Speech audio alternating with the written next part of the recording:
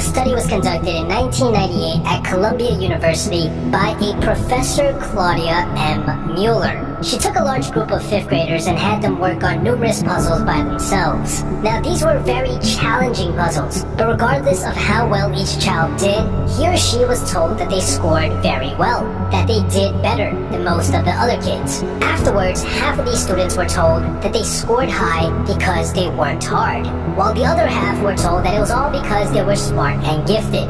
Then they presented each student with 3 more types of puzzles to work on. Easy ones, medium difficulty ones, and extremely challenging ones. And what they found was very interesting. The students who were told that they did well because they were smart spent the majority of their time on the easy puzzles. They spent almost no time on the extremely challenging puzzles and spent much less time overall trying to solve any of the puzzles, which was a sign of lower levels of motivation. And to top it all off, when asked whether or not they enjoyed the experiment, they said that it wasn't that fun for them. On the other hand, the students who were told that they did well because they worked hard spent the majority of their time focused on the harder puzzles. They also spent a lot more time overall attempting to solve any of the puzzles, which was a sign of an increase in levels of motivation. And to top it all off, after the experiment, they said that they actually enjoyed the entire experience.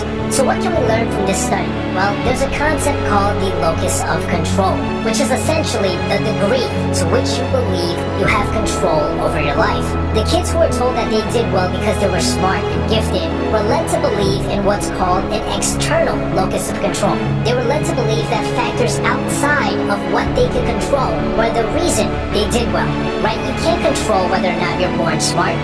On the other hand, the kids who were told they did well because they worked hard started to believe in what's called an internal locus of control. They believed that it was factors they controlled that led to their outcomes. It was their hard work and their extra effort that allowed them to do well on the puzzles, right? Because how much work you put into something is something that you have complete control over. Now, studies on the locus of control like this one have found time and time again that having an internal locus of control is the key to staying motivated. You must feel like you have control over your life and that you are responsible for the things that happen to you if you want to feel motivated all of the time. I saw this happen with my own eyes back in the day when I was in charge of a sales team.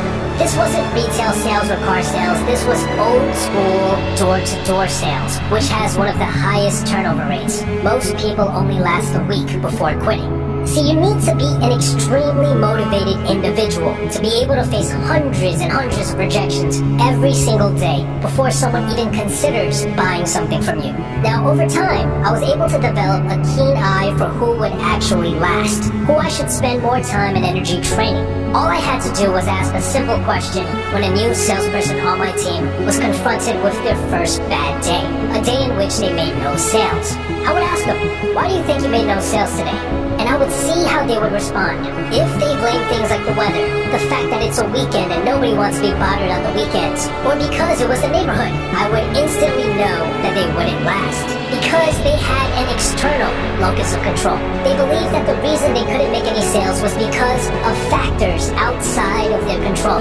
And because of this, they spent less time knocking on doors, which was ultimately the real reason why they weren't making any sales. That's the curse of having an external locus of control. When you feel like nothing you do matters, you stop working. You stop trying. Because what's the point of trying when the world's conspiring against you, right? So how do we adopt an internal locus of control so that we can start feeling motivated all of the time? Well, they found that the best way to do so is by simply solving problems in your own life and then taking some time and appreciating the fact that it was your actions that solved this problem. I'll give you an example just to make things more clear. Let's say you're someone who struggles with falling asleep. So you go do some research and you find out if you get some more sunlight in the morning, if you only use your bed for sleeping, and if you install a blue light filter on your phone, that should drastically increase your ability to sleep faster when bedtime comes around. You do all of those things and lo and behold, you find yourself sleeping 15 minutes faster than before. When you notice this improvement, you need to say to yourself, wow, it was because of the changes I made, because of the effort I put in, that I am now able to sleep better. It's that simple.